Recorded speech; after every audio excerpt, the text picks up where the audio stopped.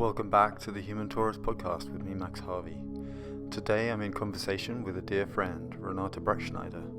Renate is a teacher of the Awakening the Illuminated Heart workshop, a 4 or 5 day workshop created by Drunvalo Melchizedek and the Ascended Masters that covers the complete body of Drunvalo's work and focuses on the universally recognized pathway into our hearts to access the 0 point, the space in this universe, the only space in this universe where no polarity exists, the tiny infinite space within the human heart, and all hearts where everything without exists within, in this fractal and holographic universe.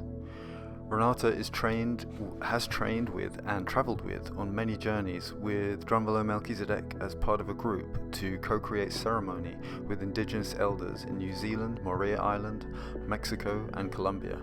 Many of these ceremonies were important to our collective in ways that are not easy to articulate, and they are described in Drunvalo's book, The Serpent of Light. Renate is author of the book Sacred Geometry, The Way to One's Own Center, available on Amazon, and also co-hosts the Grandmother's Healing Hacker workshops and sacred journeys in New Zealand and Germany. A healing connecting ancient traditional ceremonial dance, a direct experience of the wisdom of the Waitaha tribe, a pre-Maori peoples of the land of New Zealand. Hope you enjoy our conversation. It was a pure joy for me. Here is the wonderful Renate Brettschneider. Okay. Hi, Renate. Hi, Max, and I'm very, very happy to see you again. Oh, it's an honor. It's always a joy to speak to you. It's been a while. And we first met in Colombia on a journey with a group of souls from around the planet who converged together to go into meeting and ceremony with the Arawaku and the Kogi, the 4 tribes of the Sierra Nevada, at the gathering of the 4 tribes, which I believe is every 7 years. Is that correct? Roughly. I had meetings before, and I was also connecting at the first meetings, and they said they want to invite us in about 2 years again, when you remember. So that would not be within this 7-year rhythm, but it was it didn't come as planned. Right. With these 2 years, the 2 years didn't fit geopolitically. Ah, interesting. This was previous to our meeting? No, when we met in 2018. Yeah. No, it was 19. Sorry. 18. 18. Okay, then I'm correct.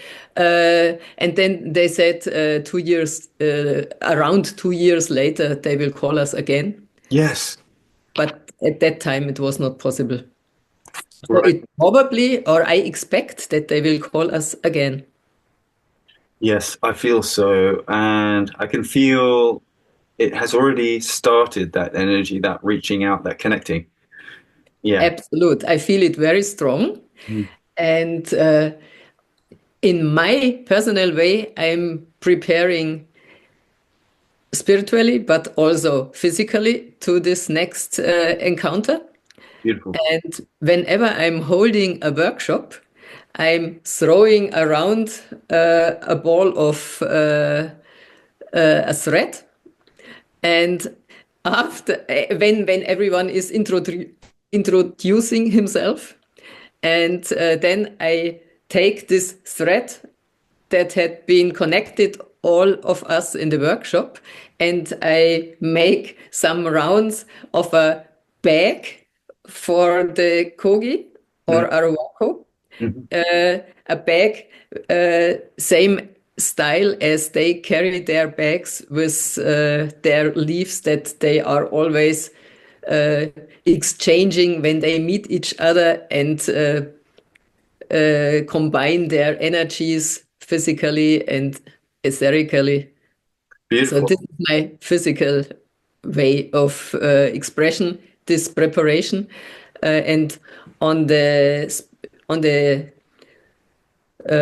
spiritual way, I feel very clear how since a long time a group of us, where we are included, had prepared something like a step in a Fibonacci spiral. So our older brother, that's the words the Kogi use for themselves when they see them in relation to our modern society, which they call the younger brother. So the elder brothers, they stayed with their knowledge and with their wisdom, while the younger brother was very curious and whatever, and wanted to try something new. And this modern society started to build up. And probably we see it all, that we come now to a point where it is necessary that we all reflect where we had been come to, or where we came to, and we all have to go inside to prove the worth of each value that we had collected. And when we have done this reflection, we, on our modern society, have certain values that remain after all these reflections. And also the indigenous people, they have their wisdom that is somehow so deep and so strong that it continues to have value in whichever timeline you are. And there are also some things that maybe are no longer so useful, because the quantity of humans has arisen. Oh, sorry, so much is so high that probably some things have to be adjusted when you live in a very big collective. And when we then combine all those values that really have what we need for the future from their wisdom and from new wisdom that we have collected, this addition of both, in my understanding, is the new step, where we have a good way to continue our common human path and bring us together again. And for myself, the most important thing is that this connection to Mother Earth and to all living beings in a certain way that expresses that everything, and I do not mean thing, but every life form has his deep value. This is something I'm missing very much at the moment in the Western society, because it became so popular to see other species like objects that you can use for whatever is useful for this human society. And this is something that for me is the most important point, that we change very quick, because that is the basis to bring us further on as a unity of life forms and as a human organism, a human species that really functions in connections and in understanding nature and the whole system. And there, in this point of view, the wisdom of the indigenous people is so helpful because they can make us feel this connection in ways that we have forgotten in our society. We start all the reflections with the mind. In the school, you learn to approach biology with the mind. And indigenous people approach nature with little acts or with little ceremonies. And they bring in this deep connection from the heart to the heart of another species, an animal or a plant. And children in the Western society, they have it intuitively inside, but it is not nurtured, and then it disappears at a certain level. It doesn't go away, but Yes. it diminishes. Yeah, it's true. It's the programming. Actually, yeah, the programming in that we are all sort of layered with from birth. There's good and bad to it. Of course, it's a polarized world, polarized design of universe, and the world reflects that. The paradigm reflects that. But yes, your last point, what was that you mentioned there about the children are more, yeah, because intuition, of course, that's the stream of connection to source, really, to God. And there are so many ways that you could say, I mean, this is a polarized world, and there are energies that have agendas, and all life has an agenda. An insect has an agenda. We all have an agenda, to do its thing and to get its food, and good and bad, light and dark. It all has an agenda. But so, and your work, which is all to do with the heart in your professional work, your day, which the HOH work, you're bringing people back. You're reminding people of that place of unity that's a physical location in the body, which is so awesome. Such a beautiful, helpful, and practical thing to remind each other of. And there, which we all have access to that place all the time. Of course, it's part of our being. But the layering of the programming that we are bathed in from day one on this planet can make it, depending on who we are, how much programming we have and are operating through. It can be easier for some people to get to that space or to live from that space, and maybe more tricky for others who, they need to find their way back there. But the children, the animals, the indigenous, for them, they haven't had all of these layers of programming that we have as Western adults. And that's just I'm just giving a mirrored reflection of what you're saying there. Yeah. For me, the first step is that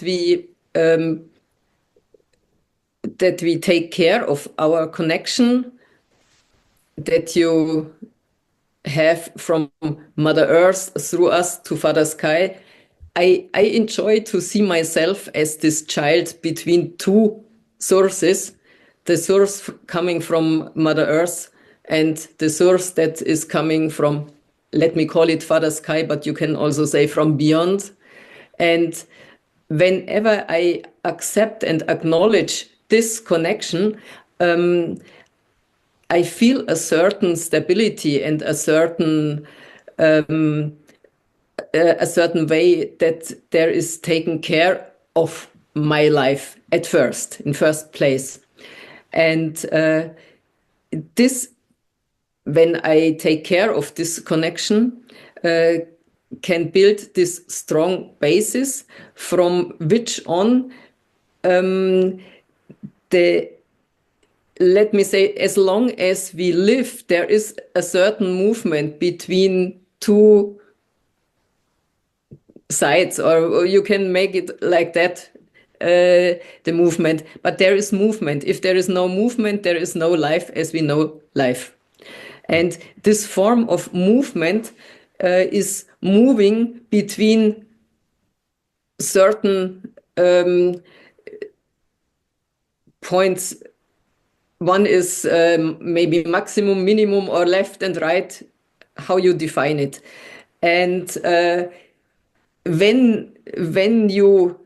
more someone loses this connection, the more he needs a certain orientation between these movements, between the certain poles. And this is where we come into this, to the point where we see the poles as opposites that make us uncomfortable, and where we have to find out where within these poles we are to know how to react and to feel stable. So the more I have this connection strong and firm, the more it becomes like a smooth movement between the things and the possibilities.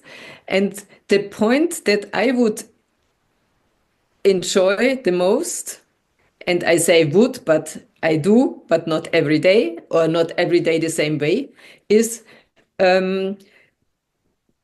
to bring the two poles to a closer distance, and to swing into a dance between the different poles.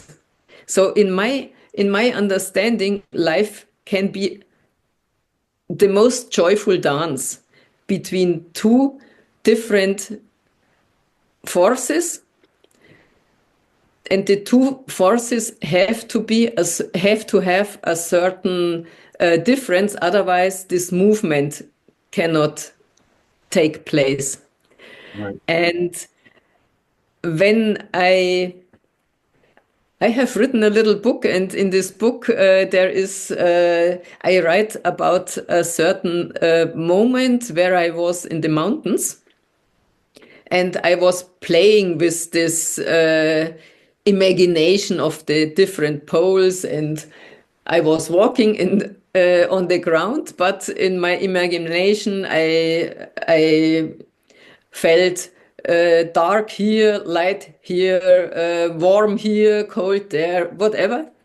And then I sat down and got the idea, let's do a meditation about it.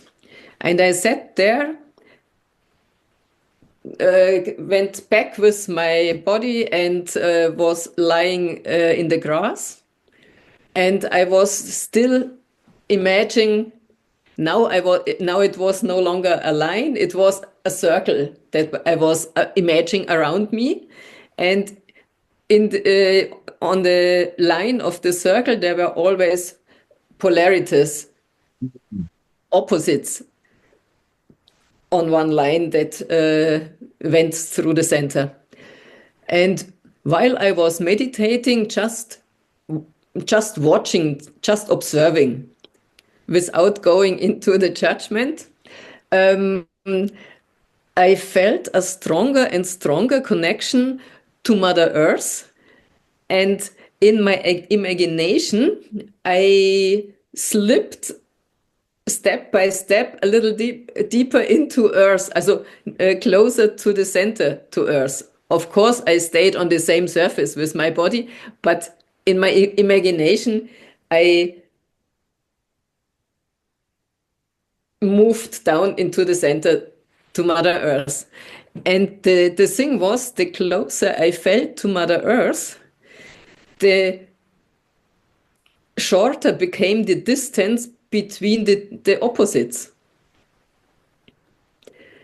And I got a certain understanding that it is possible to have exactly the same possibilities of creative life, but with much shorter distances between the opposites.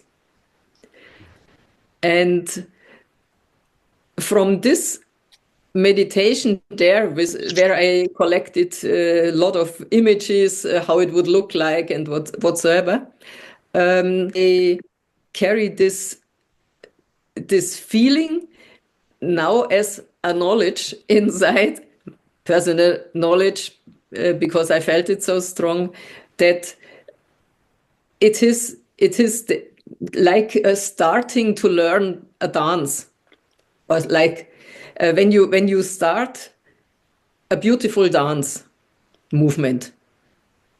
At first, when you start the movements, it really looks bumpy. Also, one starts to move in this direction and maybe he steps on the foot of the other. You probably have experienced this in real life. And then the movements got somehow broken. And when you realize that in the movements can be a certain beauty, and when you realize what the sense or the meaning behind this dance can be or is, then you somehow click into something. Mm-hmm. And you get much more information about what you want to express, and the movements become much more smooth and fluid, and the joy arises. And comparing all these experiences from dancing, from meditating, and from experiencing in real life, I come to the conclusion that we are living on a place where we can have the most beautiful dance when we find the clue for the meaning of the certain poles, because poles are needed, otherwise you do not have these movements of life. Life is a movement. It's always a movement. Or I don't know anything that is really static. And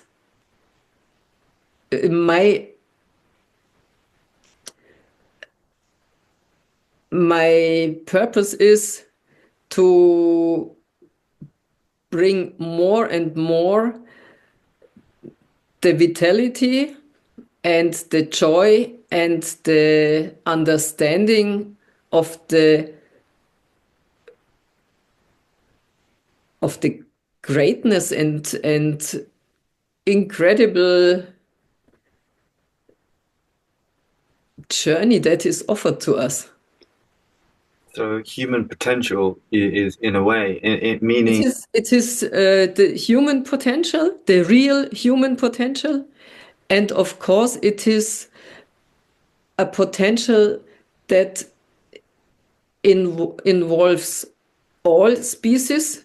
So maybe I heard it in another content project, Gaia. But I love this. It's a lovely combination of words in my feeling. Yeah, absolutely. And have you felt this way your whole life about human potential, or did you go through? That's just my. Do you mind me asking that? Were you like that when you were much younger, or had there been a journey through adulthood where you reclaimed that sort of knowing and that deep knowing that our potential is vast and that are potential for just for all so much joy and abundance and also flow, like the natural aligning with the flow of life, which is, as you said, it's always there, it's ever present, and it is from my perspective, it's just another sort of lens on that, is that, or another way of saying it, maybe it was just that, yeah, all the our species, the human adults seem to be the only species on the planet that have the challenges that we have with perception. Absolute.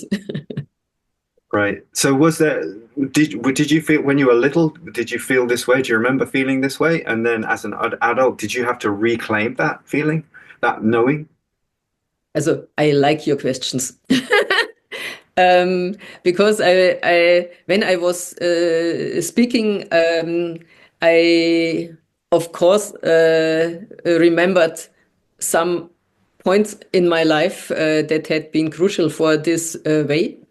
And I remember that when I was very little, I could feel very strong this joy when I was in nature. So this connection to every little thing and to every little insect, ant, whatever, mouse, and it was excitement. It was honoring those things. That was very strong when I was young, like that. So very young.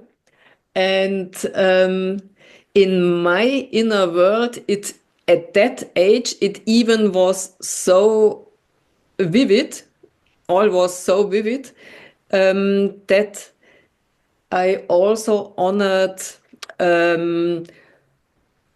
really as object defined things, not animals or not living things, but stones or wood, or dead wood, or even a cup or something. It had somehow an atmosphere around it that let me feel honor for it. I don't know why. And of course, this behavior when I went into school was not the typical one. And I remember, that's why I'm smiling so much. I remember that my mother had to come to my teacher, and they told her that she is so hypersensitive. And then I had to find my own behavior to, on one side, protect myself and keep those things alive within me, and to fit into the needed acts in my social life. Also, for example, I didn't want to see cruel films. I just didn't want to. And the easiest thing was to say, I cannot see blood, otherwise I have to vomit. And then they said, okay, go away. And that helped me to find things like that. But I never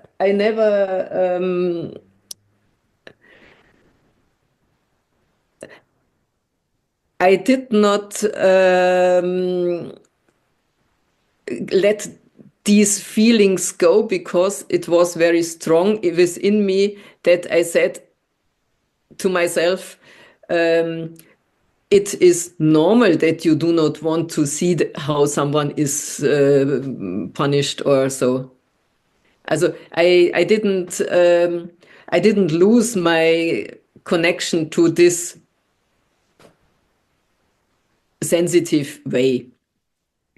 And as soon as I got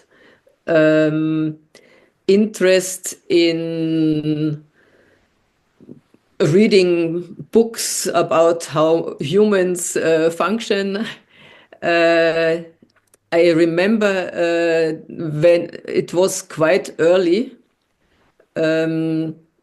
So just when I was the young adult or so, that I found books from Wilhelm Reich.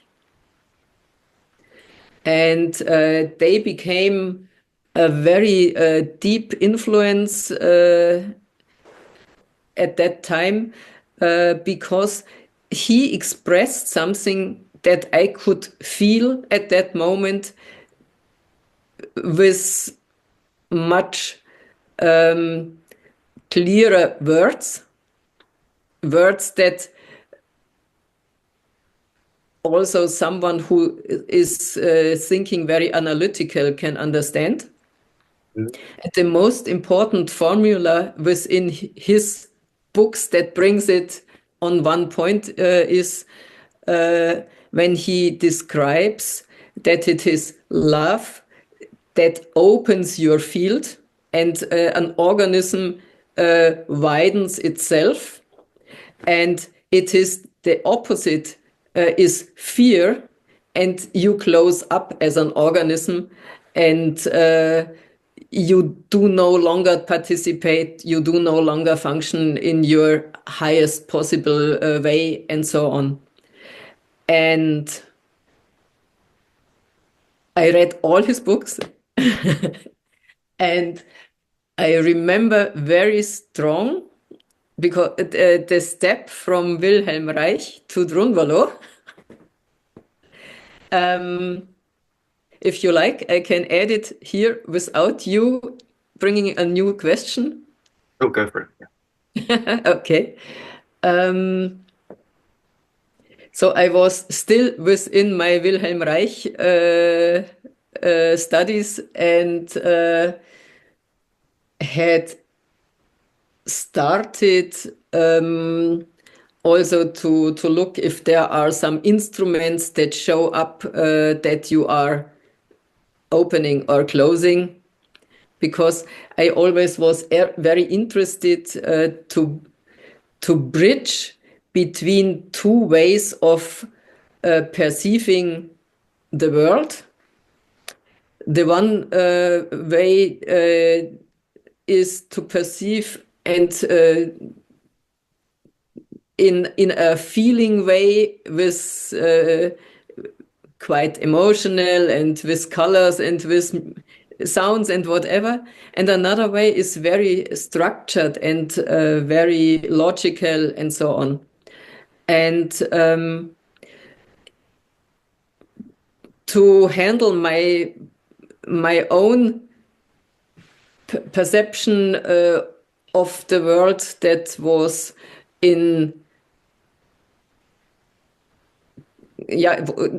at least connected to colors and to emotions and to feelings, I also nurtured the way to handle and to look on it with more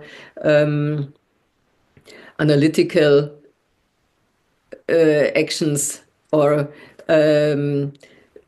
instruments or those things. And I remember that it was in a class where we learned how to move, how to see energy movement on a screen, where I realized that there is someone who feels special in my understanding, and who carries some information. And I tried to find out more about his way, how he combines his internal two sides of perception. And in his newsletter, I once found one sentence from Drunvalo Melchizedek. And then I went to search him at a time where the internet was not yet so strong, or at least at the absolute beginning.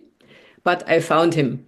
And finally, 2001, I guess it was, he was in Germany, Drunvalo, holding a workshop, and he said he honors two German-speaking people very much.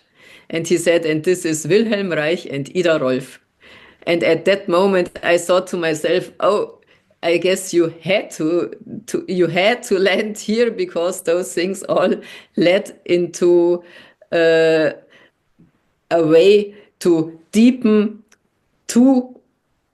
the knowledge and the understanding and the wisdom on both sides. And Drunvalo has a very clear way in his workshop, especially, that he can show, let us feel and explain this love and fear thing.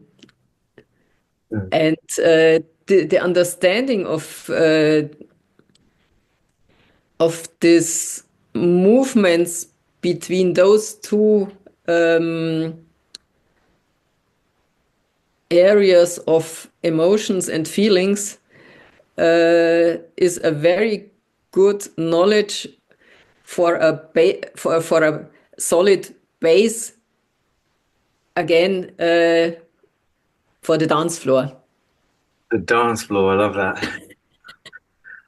Yeah, it's a beautiful explanation. And yeah, you're highlighting also the simplicity of it all, and within the simplicity is the complexity. If we choose, it's the masculine and feminine, or just the two sides, the two pathways in a way of I remember Drunvalo saying that the feminine way is just complete trust, complete surrender and trust in life, in spirit. And but we are designed, he described it, he always describes everything so beautifully and so in such a balanced way. But our design, of course, we've got the masculine and feminine in all of us, all men and women, all humans. And we will know our unique balance that we choose. Actually, I remember also Drunvalo describing that there are 64 different types of balance that we can choose, as there are 64 codons in human DNA. 64 is everywhere in nature, and it's and that there's not three sexualities, if you like. There are 64, and there's the 1, 2, 3 main that we all know, and sort of one end of the polarity, male, female, and child, if you like, in the middle. But there's also you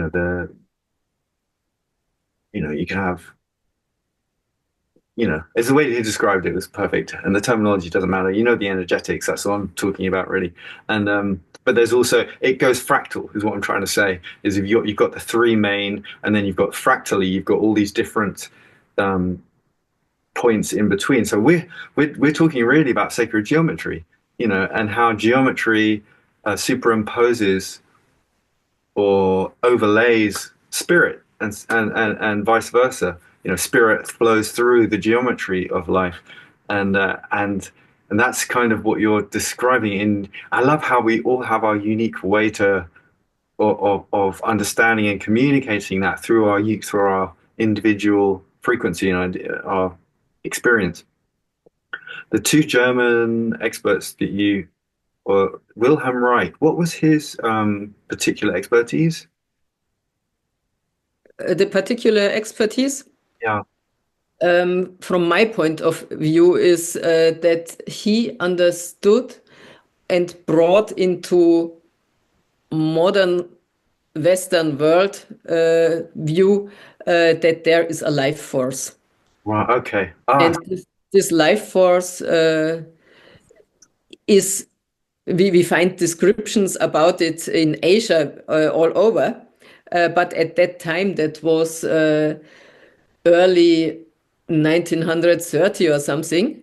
At that time, that was quite fresh and new here in our area. Right, and I remember, and this is related to Rife technology as well. Would it be to the frequencies, the Rife frequencies? I'm remembering now that Rife, well, Royal Raymond Rife, who invented the healing device that is the Rife machine. You mean the healing advice of Orgon Accumulator? Right. Yeah. I think he was inspired by Wilhelm Reich, I think, or they were. Also he tried to find technical ways. With technical, I mean he wanted to combine materials in certain ways that the material combination somehow influences the movement of the energy, so that you can either collect energy or bring energy into flow again. So in this way. Sorry. Yes, absolutely. I see. So it's a great a bit like Victor Schauberger. Yeah, they are somehow in the same working area. Right. Which there was obviously an awakening at the point that in physics at that point in time and it was like in the field, clearly in the field, there were these geniuses who were Yes. Working on things, that intuition that was flowing through them and really doing putting that all into action and producing amazing work, which lasts to this day, that we can build healing devices on today based on their work. Because since then, it's as if the matrix kind of closed in on that work, and it made it more difficult for such geniuses to bring their gifts to the world. And I'm not saying that there's evil out there trying to all that stuff, but I'm just saying that in the polarized nature of this world, there's an agenda against light, and there's a light which cannot be stopped, because everything is light. so like, yeah, these guys, these people, these humans are bringing light. I enjoy to see it in the way that that in many time periods there come some geniuses, and they either throw an anchor into the future,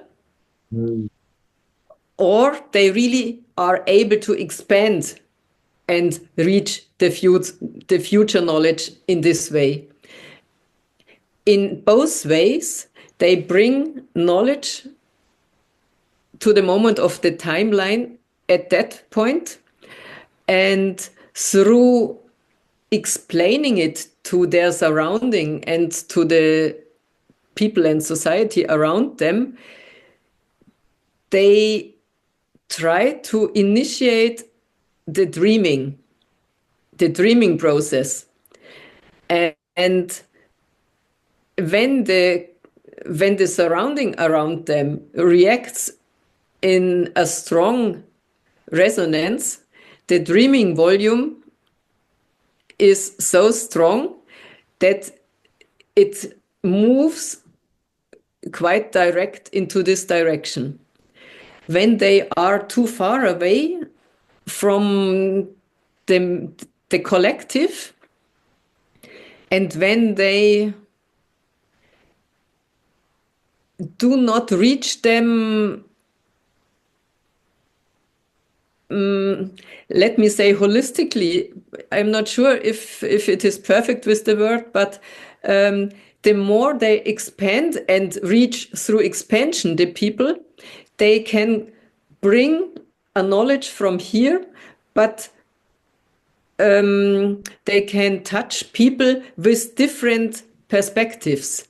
When they only have thrown an anchor in one certain direction, it is more difficult, because then they just can collect a certain part of people with their thoughts. That is my inner picture or image that I get in this sense.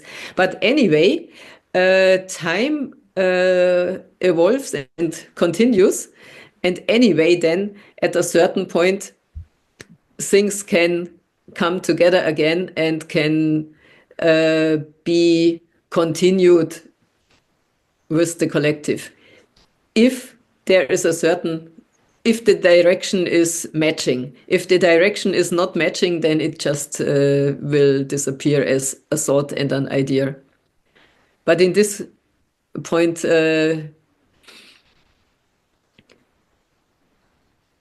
we are on a point where many of those people are seen again. I think at the moment also on kymatics, and Hans Jenny, a Swiss man who was very much in this research. And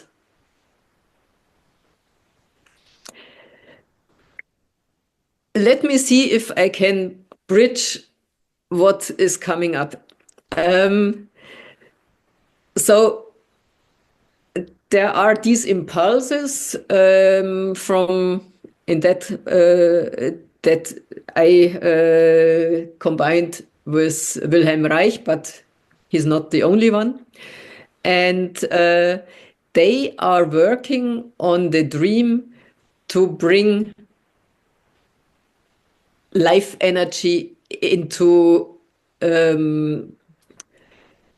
growing, flourishing, and into joyful existence.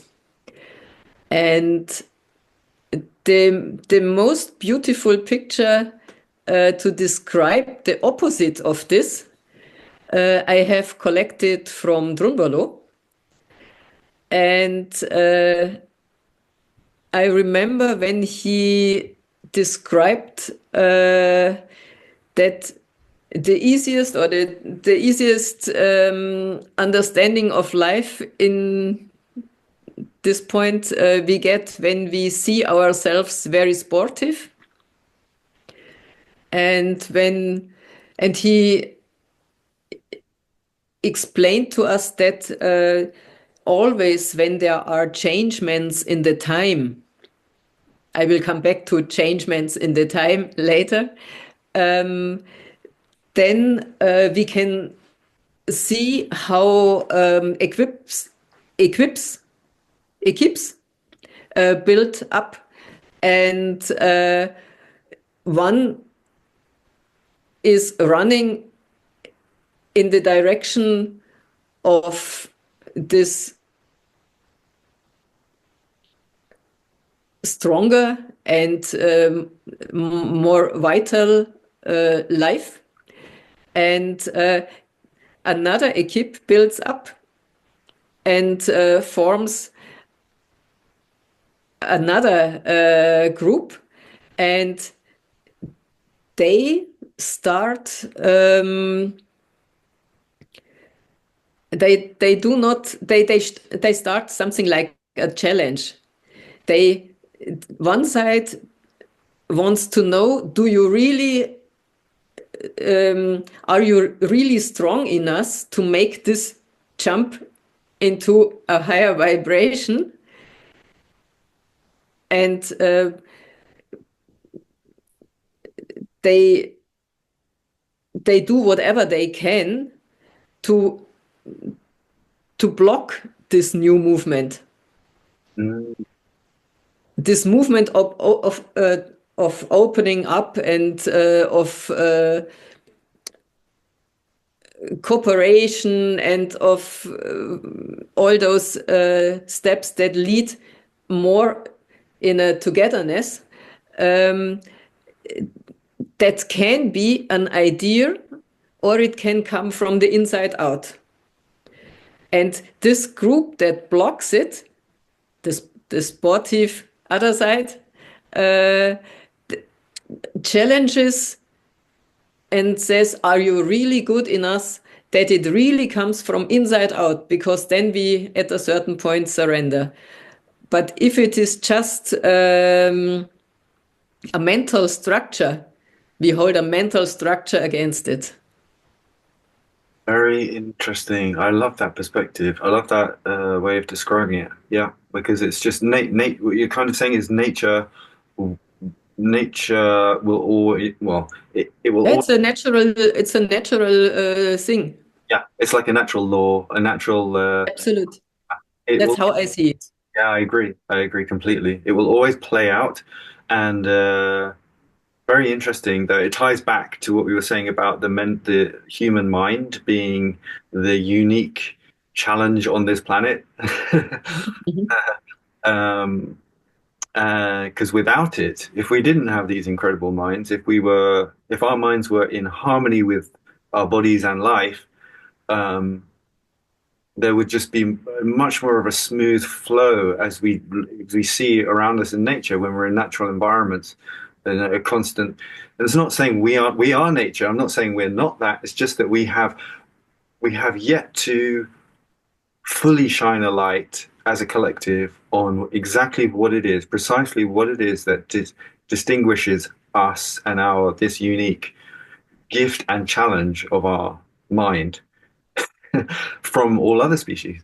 You know, we're all walking around with this incredible software that we are, but we haven't fully shone a light on exactly how that came to be, correctly how that came to be, and you know that would help us, of course, because then I hear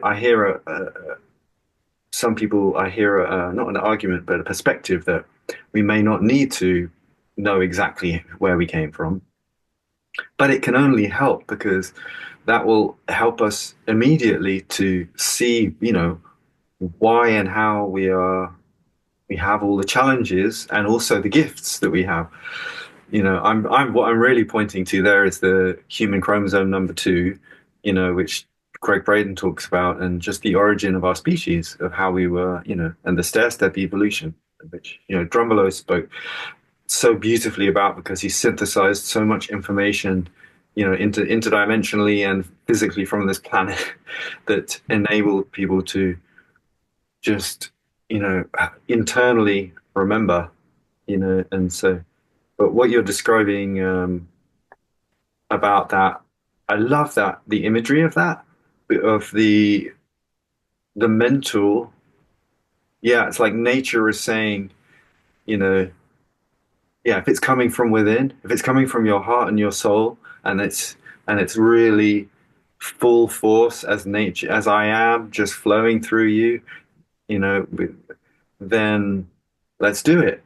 But if it's coming from your, you know, your out of balance mind, then, you know, you're gonna have to wait. You're gonna have to, Yeah. yeah, And within myself, I feel that since I started seeing the world like that, it becomes easier for me to be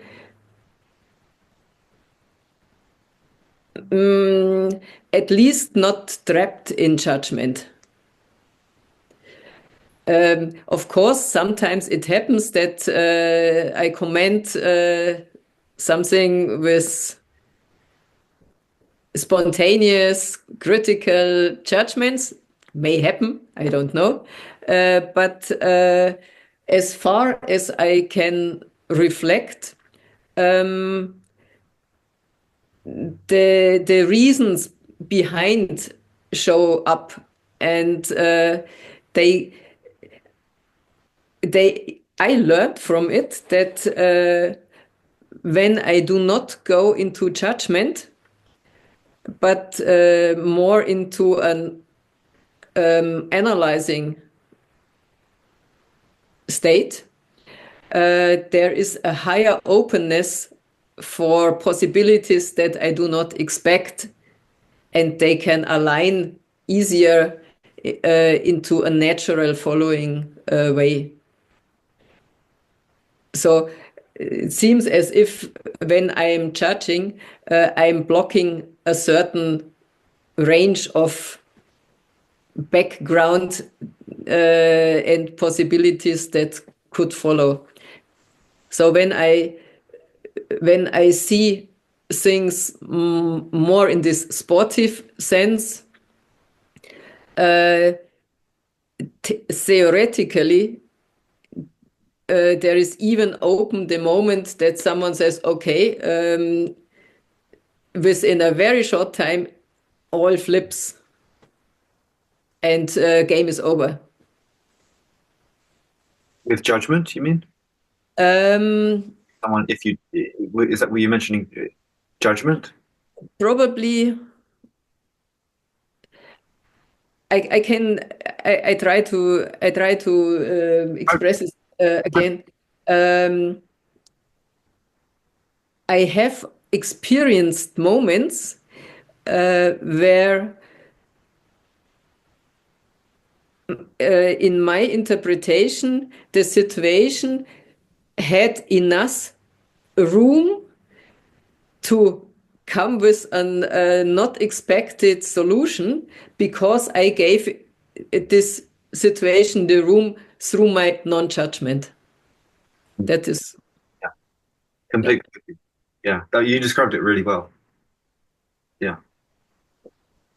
And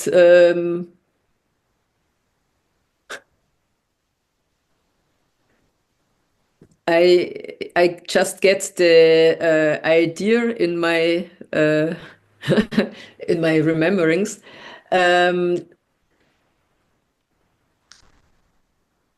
I see sometimes ourselves like beings on a spiritual path that is somehow similar to our physical path. So we are starting as toddlers and then are so children and then a little bit older children and come then to young adults and when I analyze within my experiences, I imagine the point where I realized what's about it when I see myself playing life. That was the first moment where I could step back so much behind myself and watch myself living my regular life and thinking the thought I am playing. And when I compare this with my son, I remember how he at first made sand cakes.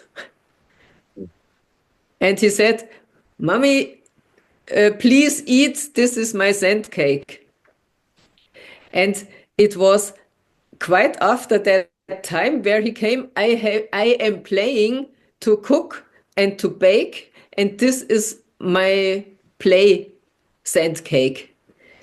So I remember that also in when we grow up as humans, this point comes where we realize that what we first did without structured knowing what it is, that we then realize, oh, we are not doing the real thing, we are just playing.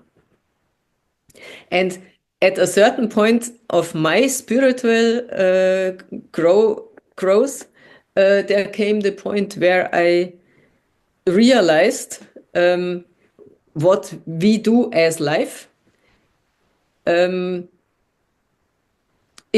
not yet the real life. And I could say I'm playing the life as good as I can at the moment. And from that point of view, I also wrote then, or that is, I can say the perspective of the book that I wrote was, okay, I accept I am within this playground. I am in a playground. I am organizing all those things. And it was a little bit later, some years later, where this sportive aspect started. And I would say that this is another step then in this growth. And I don't know when it will be, when we can say we are on the adult side now. But this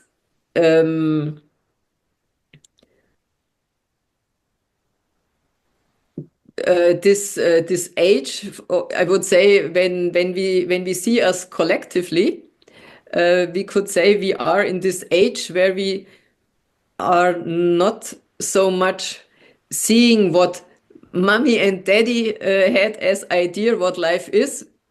We just wanted to see what range of life it can be, and we try whatever is possible. And in doing this, all these different scenarios happen, and we learn, and then we challenge us in games and on this playground.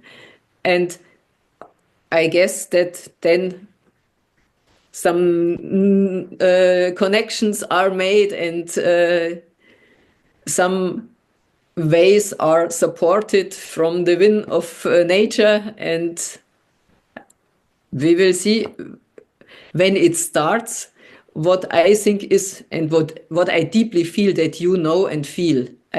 You are, for myself, you are a very perfect example of someone who has this seed inside, that he knows when this moment is, that we can live this creativity, that you will not be bored, and that you have a lot of ideas that you just wait for spreading even more.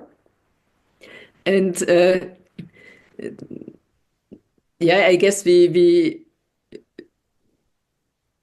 feel this excitement together already now. Absolutely. Yeah. It's human potential that's like, in this particular lifetime, we have access to things that, none of our previous generations had access to, in terms of tools, and also connectivity, global connectivity. Of course, we all know this, but it's so easy to take it for granted because of the polarized nature of it, because of, the most sacred information, the most protected and, well sort of taught information, taught experientially, generationally, that so much of the planet had no access to, spiritual or esoteric, texts that weren't. All of this is all accessible now, just through one search on Google. It's incredible, and that is, none of our ancestors had any access to any of that. They had to physically go to the monastery or wherever it is, or anyway. But because of the polarized nature of it all, it's easy to not, we still, what is beautiful about being human is that we always need to be, we are the only ones that can make anything happen, initiate things, go deeper into things, learn things, embody things. It doesn't matter how much information is there. If we don't want to use it, if we don't want to utilize it and then it won't happen. Or you go to the workshops, go connect with the tribe, with the community. All these things are, anyway, I've gone off for a little bit there. What I did want to really ask you about was your travels with Drunvalo and the ceremony that you have been so blessed to co-create with others. An essential part of ceremonies that were essential for all of us, and they've had a catalyzing effect for the whole of our collective. And they were done not in secret, but they were done in environments, beautiful environments, amazing places. Like when you went to Moria, that's a wow. And no one else, the whole planet was getting on with their thing. They didn't really know what was going on. The indigenous will have been able to tune into it. But anyway, may I ask about your journey with your first journey with Drunvalo, perhaps? My first journey with Drunvalo physically was the journey to Aotearoa, what is the native name from the Maori, that is New Zealand. And at that time,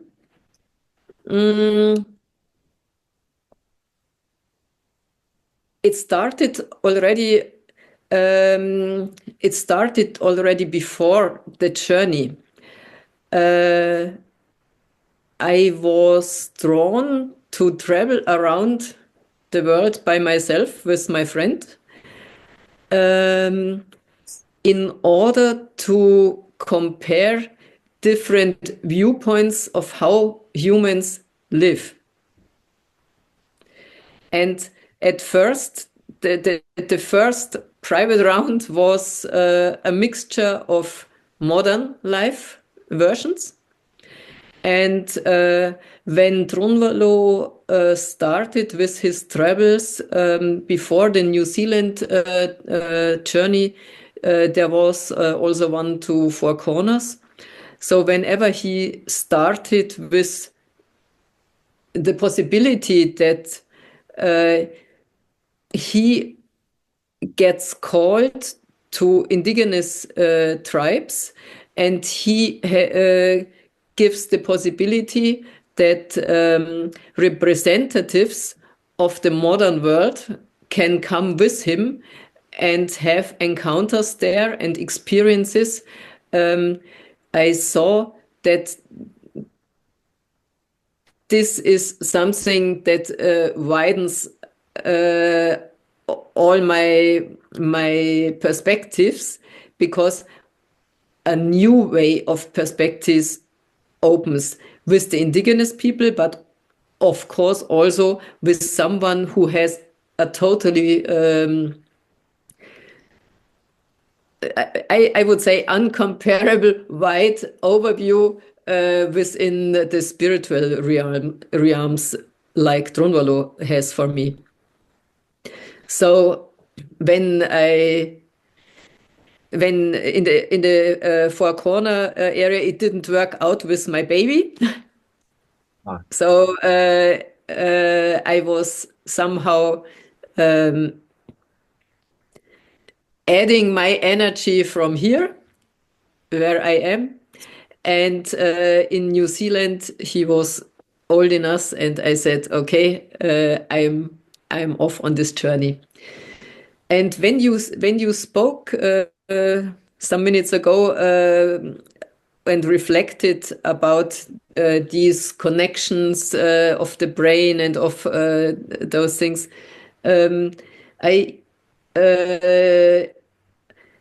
I immediately went into experiences I had in New Zealand.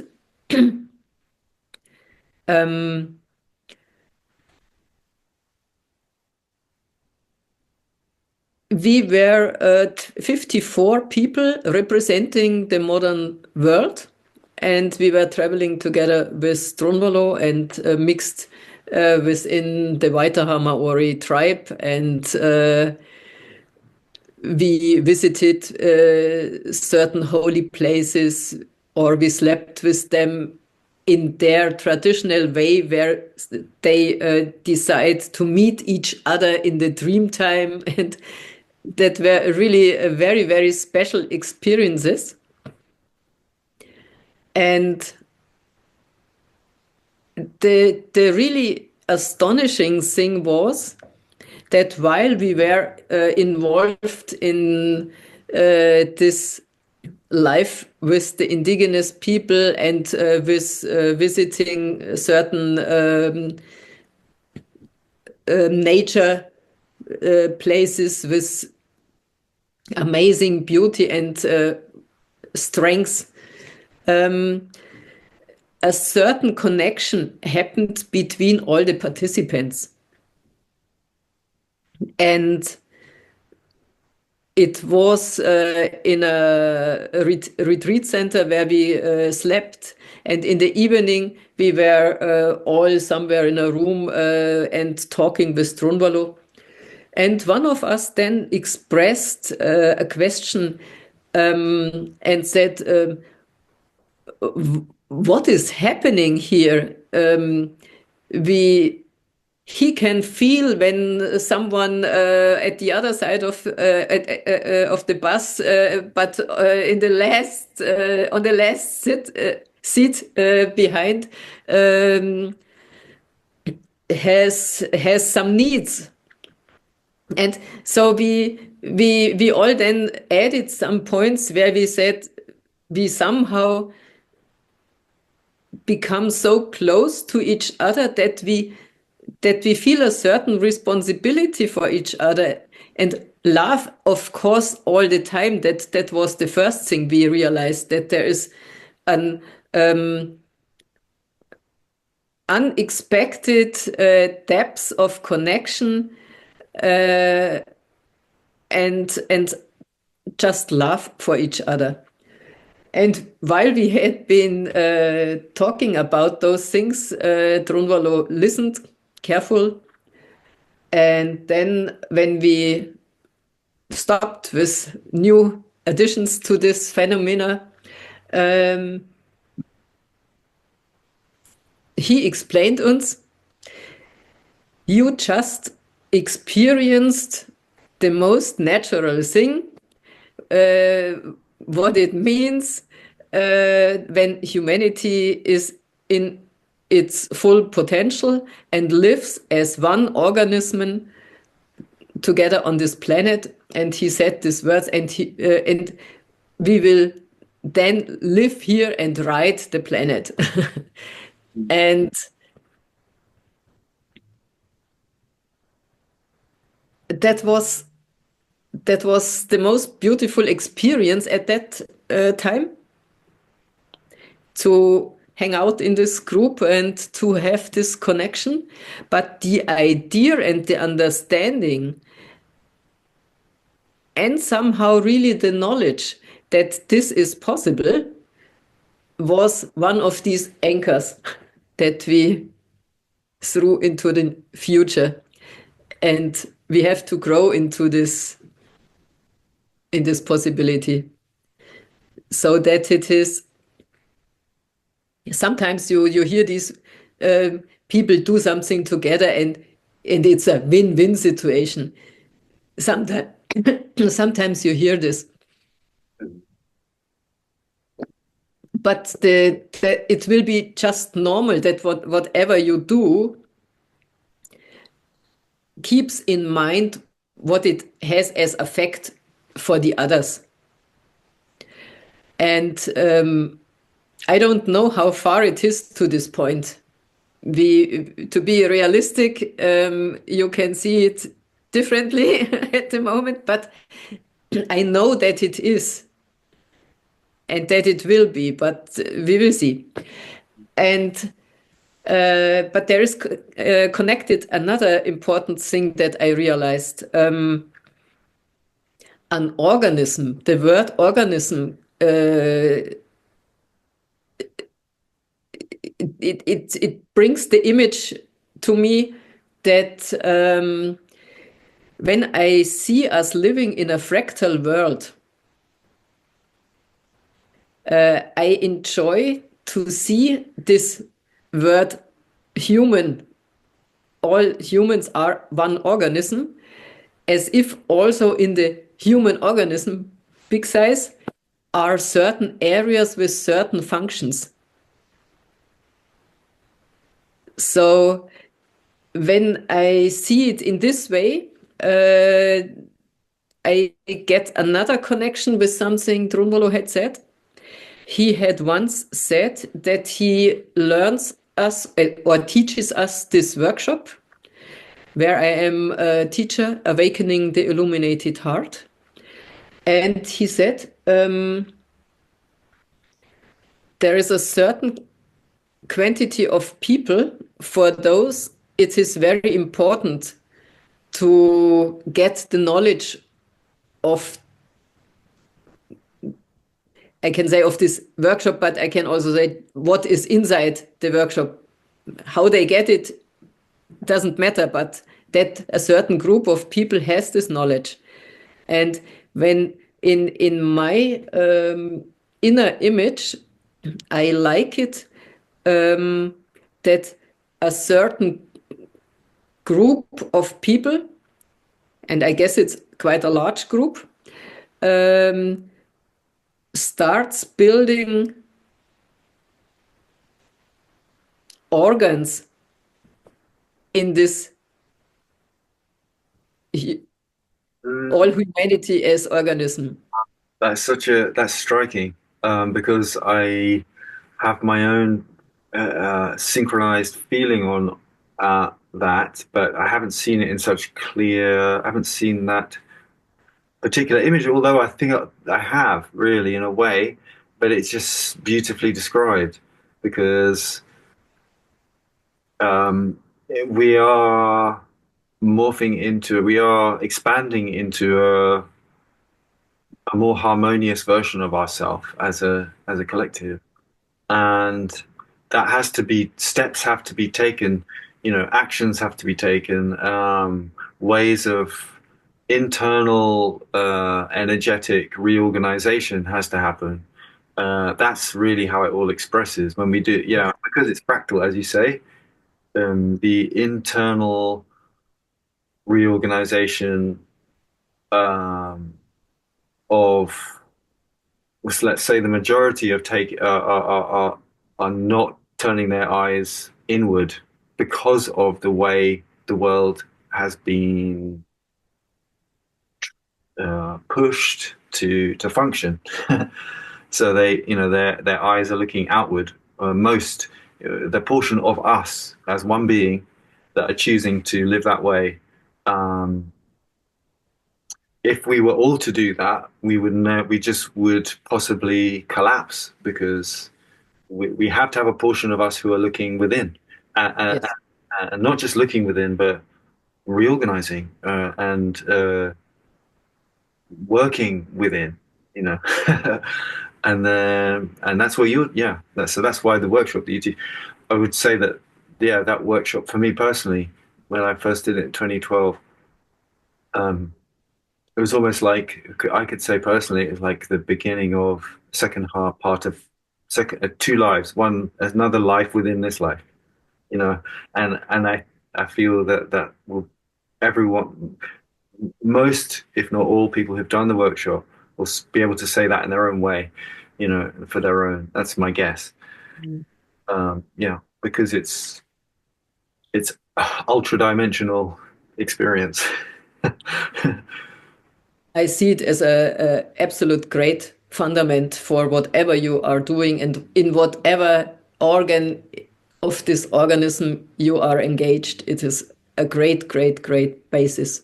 Yeah.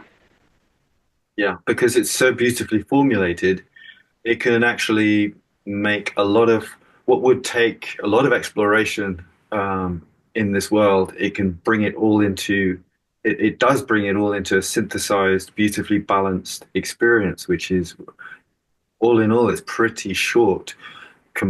It could take someone many years to get to activate memories within themselves, which that workshop can do very quickly without in an effortless way. It feels because everyone is synchronized and with the same intentions, the same reason for being there, higher self reason for being there. Yeah. So thank you thank you really from my heart for doing that work.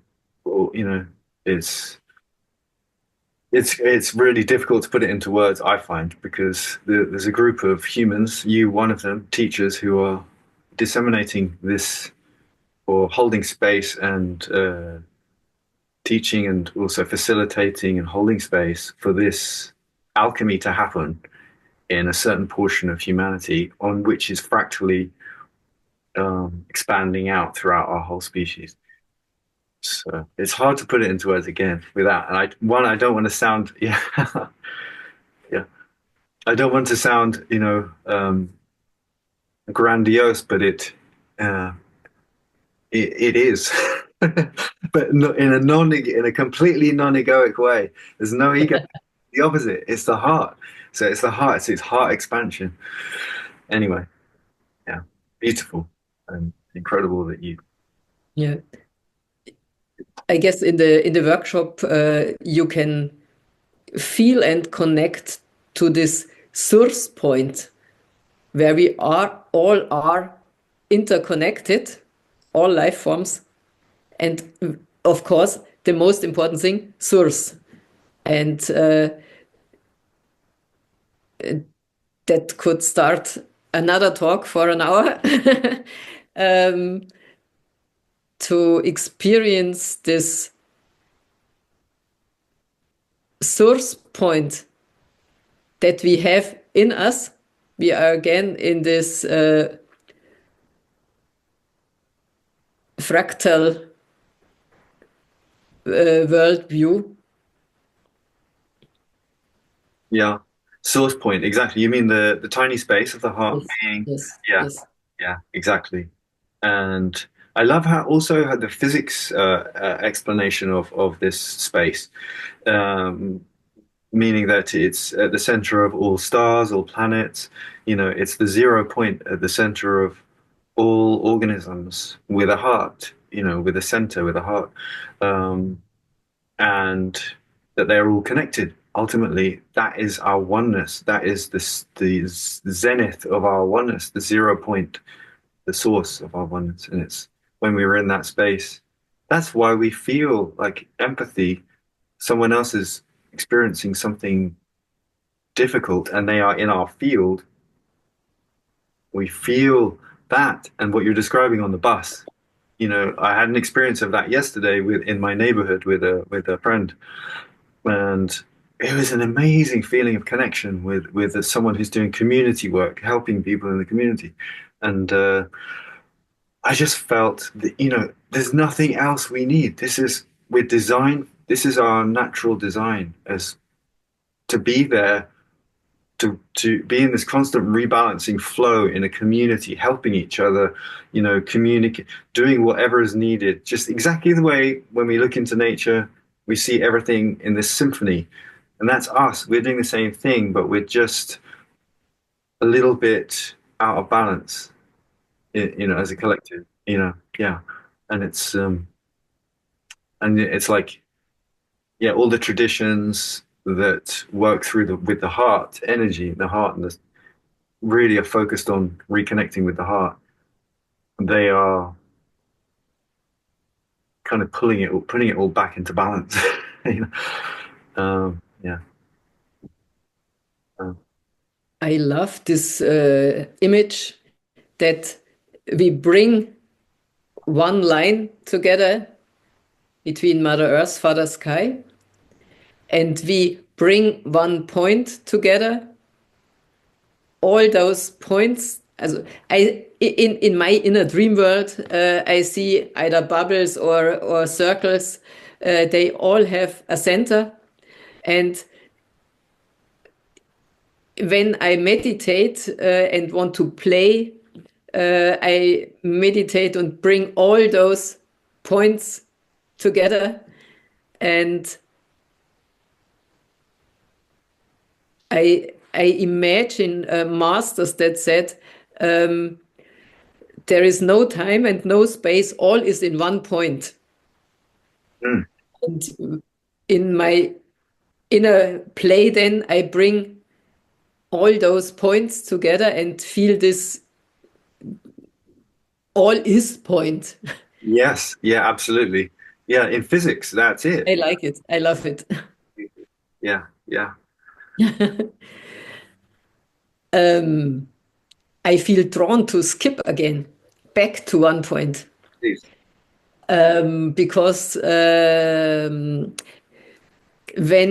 we reflected about humans as one organism, and I brought in the information from Drunvalo that not everyone needs this knowledge from his workshop, but a certain quantity needs it to move forward for whatever. I got in our conversation this image that brought me back to the start of our conversation. When I see the indigenous people, and I would locate them in this human body, of course, they are in the heart, and we all have this one most important point in the heart. But beside of that, when I would locate them somewhere, I would give them one of our sides of the brain, and I would give them the right brain as their area where they can bring a higher vibration to in this human organism, not in my organism. And so when the high wisdom of knowledge could build in the big human organism the right brain, I think they would be good. They would be the people who could do this. Of course, they could do other things also, but I could not imagine someone from the Western world in the same way as perfect that they express the perspective to the world from this more feminine way. So that's why I placed them here. And of course, our modern world has collected knowledge over knowledge and could be the guardian here from a higher perspective, but only when they go through this needle of higher perspective. Before, it is a total collection of structural and technical knowledge with value, without value whatsoever. When you just filtered the really wisdom, I could imagine those. And then when I see those people from the modern world that are living this modern life and somehow try to go to this eye of the needle, sitting on the one side, and those from the indigenous sitting on the other side, then this bridge could be then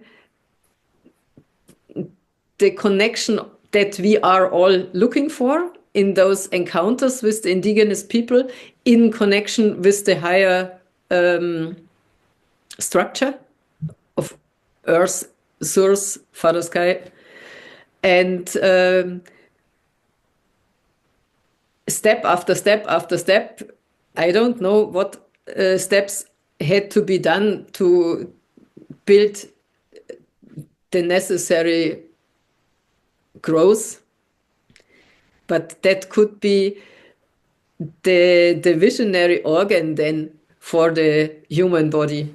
That is such an idea I got in our words some sentences ago. Beautiful. As if the human organism can get this visionary system out of these people that are coming together in this sense. I can sense and feel that has is happening, has been put into place, and and is through groups of Western inverted commas people going, spending time with indigenous and either living with them or learning their ways and resonating, remembering that part of themselves, that way of life within themselves, and that just as you say, connection with Mother Earth. Mother Earth is and Father Sky. The unity breath and and the connection. There's so many different ways of just because every tradition has its own way, but ultimately the beauty, the simplicity of it is just connection from our heart to the heart of Mother Earth and the heart of Father Sky. And that if we all did that rather than go to church or whatever, I mean, just connecting our heart with Mother Earth's heart. I mean, my first sort of experience of that and really feeling her energy coming up through me. That's comparable to when people talk about Kundalini awakening and these types of energetic experiences, but it's so primary and fundamental, and it does awaken memories of just why we came here. She's our mother. She's our mother, and life is so simple when we reconnect with her. It's so harmonious and simple. And of course, Father Sky, there's actually a natural, I find, connection with Father Sky that arises after we connect with Mother Earth. We don't necessarily need to know the information, and so it seems to happen naturally because there's a natural sort of looking up to, once you've connected with the mother. But anyway, because you mentioned it a few times and I didn't bring it up. I know it's a fundamental sort of relevance in your life, how you live and how you teach, and I feel it from you. So I have to say it. It's I know that you had Jacob Lieberman here in your talks, and it is from him where I got the impulse. He had made some experiments, and he wanted to find out how many meditations per day and how many minutes per meditation would be the best for him to feel the deepest and strongest connection to Source. And I guess that he ended up with 8 meditations, and I don't remember the minutes, but they were very short. And I took his idea and made my own exercise and my own experiment. And I realized that the days where I intend that I make during the day just little stops or little breaks and connect myself with Mother Earth, Father Sky, either in a short meditation or just in conscious breathing. And when I do this, I'm familiar with the Christ grid size as Drunvalo describes it, you too.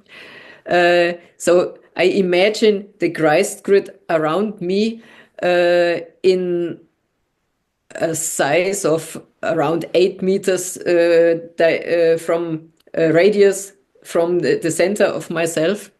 And I take a breath at the same time from the top point and from the base point of this geometric figure. I let it meet in my heart, and I breathe into, when I breathe out, I fill my area. And I do this just a couple of times, 3 times, 5 times, 7 times, and this several times a day. And when I really take care of this, I want to say that a certain magic lies behind this. Mm. The chance that you get delivered from the outside what your dreams are dreaming is quite good. Yeah, I agree completely. Because we're connecting with divine. I mean, it's and Yeah. that's infinite compared to, you see all these adverts on social media about how to manifest, the endless sort of, and how how you can make this and that. But, that you connect to the divine with your images, with your dreaming, and the divine will respond. The universe source will respond. The field will respond because it's alive, and it's really simple. Yeah, I agree with you. When you, especially connecting with Mother Earth, Father Sky, it's a different way of doing it, but it's the same. It's the same at the same time. Yeah. So, Renata, you have offered, and it would be the greatest joy and honor for you to, if you would do this. Could you take us through a unity breath meditation? Yes. Yeah. Woo. I deeply, deeply love this meditation.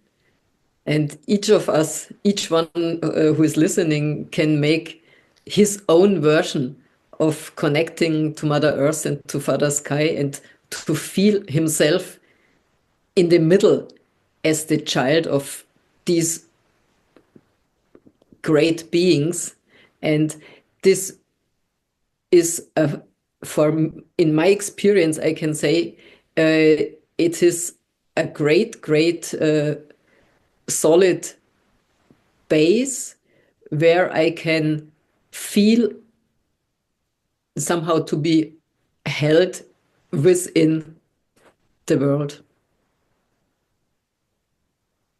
Amazing. I agree completely from my experience. And yeah, it's been a while since I've been followed guidance with this meditation.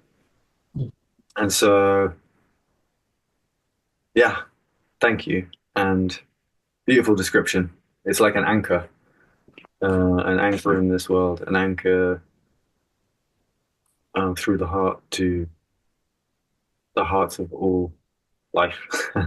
So, yeah, I will keep my mouth and I'll Okay. So close your eyes.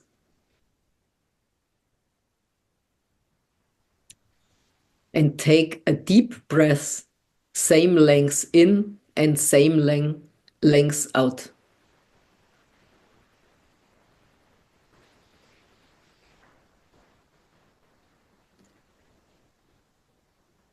Feel yourself sitting, standing, or lying on the ground.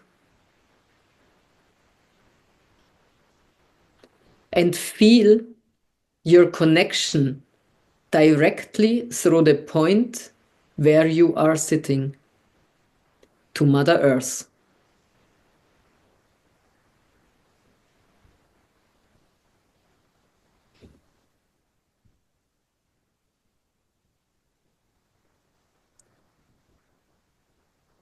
So when you focus Mother Earth and hear the word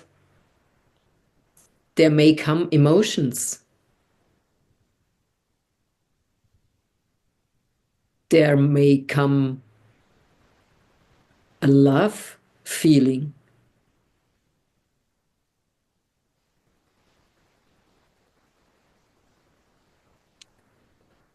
Feel the love to Mother Earth. Feel how she gives you everything you need to live.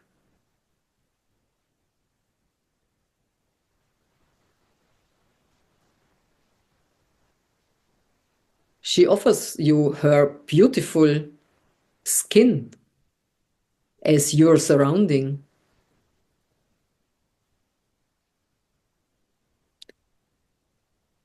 And has food, water, all that nourishes you.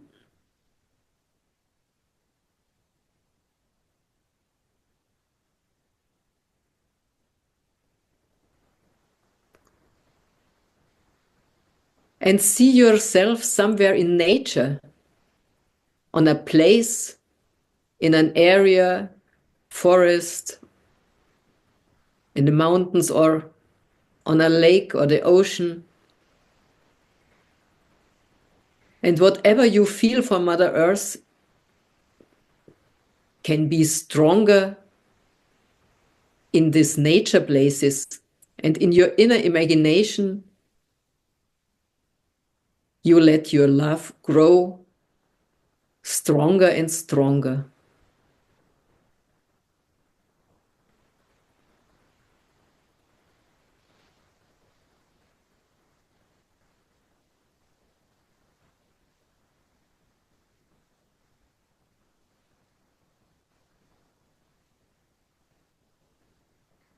And this place in nature that you are in your imagination, let it become as beautiful, as colorful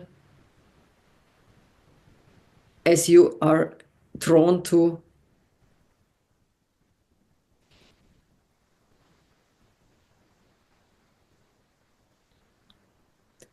And let your love grow and grow.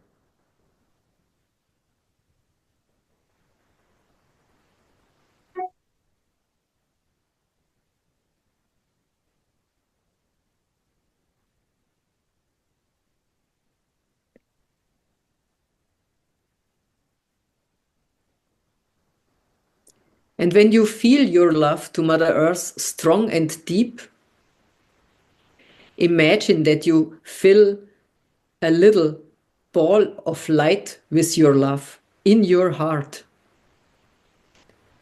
And send this ball of light and love from your heart to the heart of Mother Earth in her center.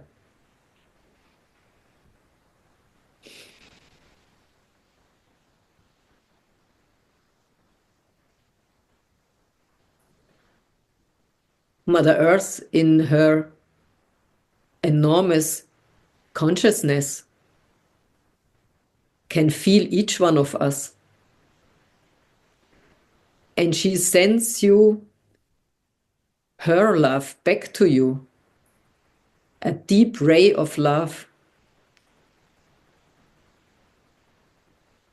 Let this love enter yourself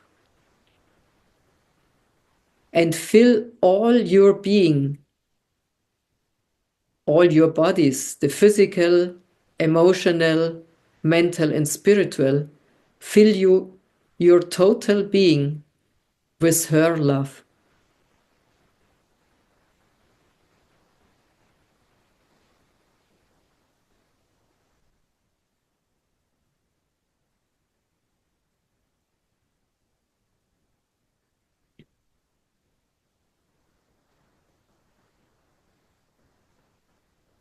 And let it become a flowing exchange of love, flowing from you to her and from her to you.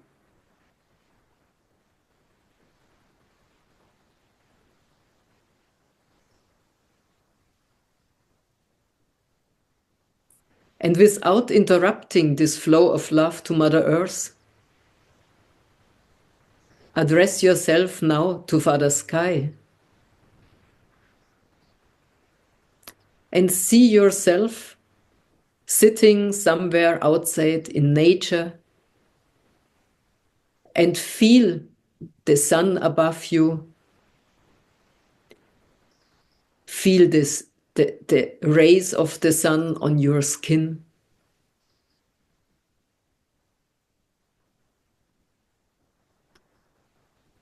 Feel and see how Father Sky, the sun, is taking care of life and you.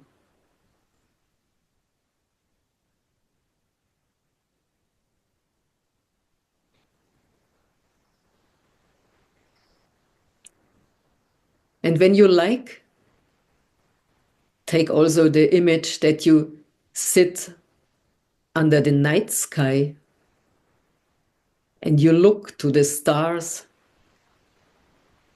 and see the enormous grandiosity of the sky.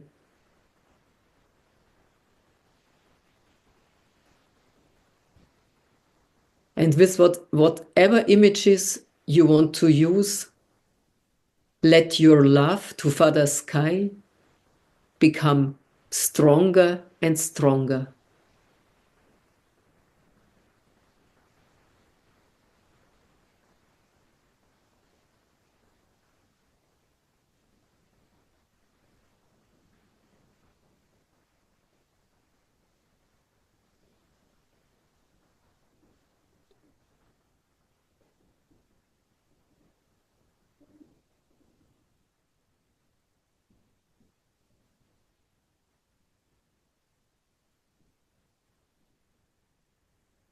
And again, when you feel your love to Father Sky deep and strong,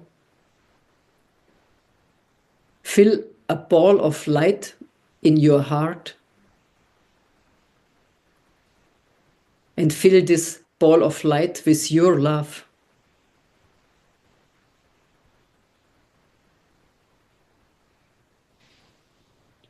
And now send this ball of light filled with your love from your heart directly to the center of the sun, the heart of Father Sky.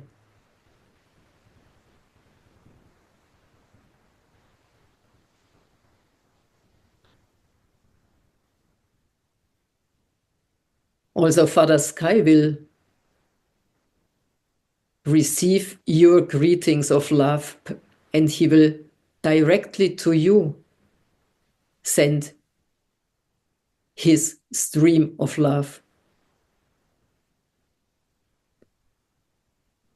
Receive his love and feel you on all your levels with his love. Physical, mental, emotional, and spiritual.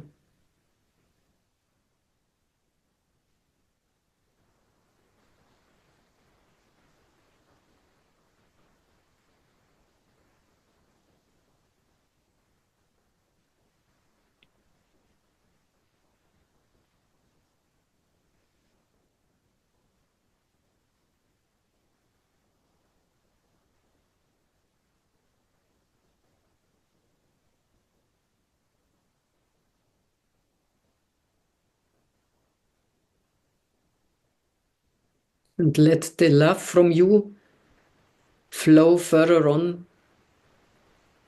to the heart of Father Sky and receive his love in an ongoing flow.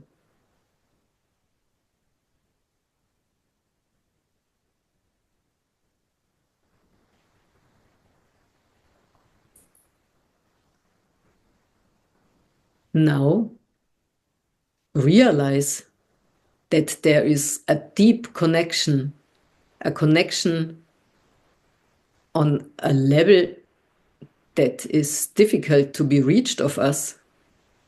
It's an enormous size. There is a stream of love flowing between Mother Earth and Father Sky.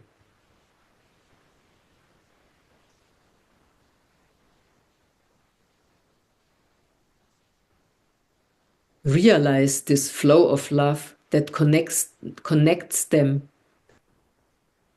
as a pair of creators.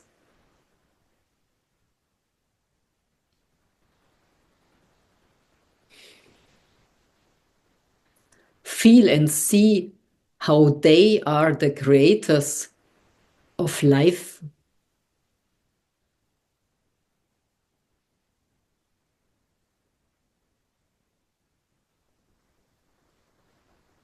And in this physical plane, they are the parents that even bring our beautiful human species into life.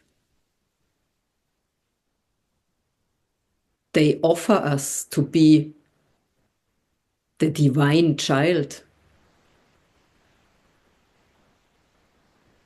and to grow into a higher version of humanness.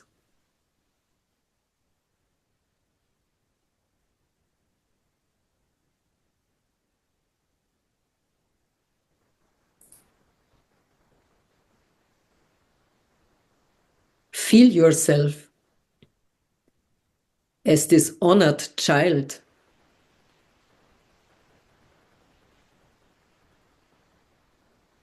In this original Holy Trinity, Mother Earth, Father Sky,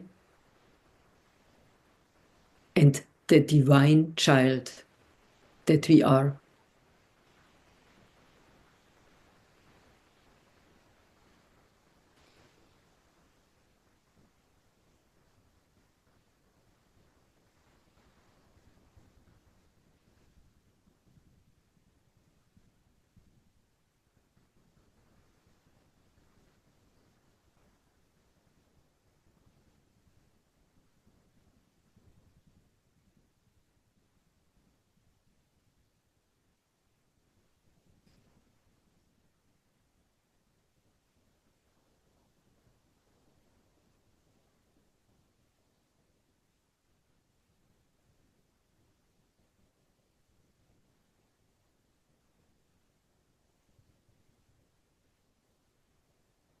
Feel how it is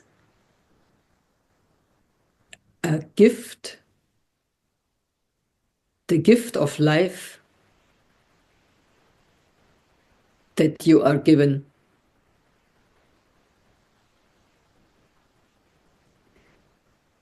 And carry further on consciously, as often as it is possible,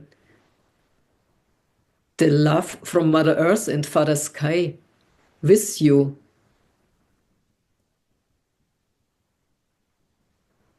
Even in daily life. And further on, although when you open your eyes now again.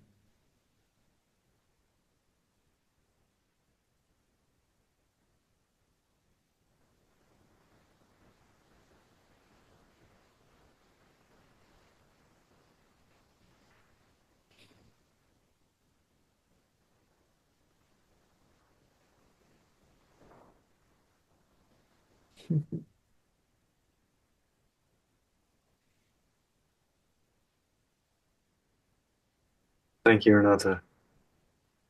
Very beautiful. Very beautiful.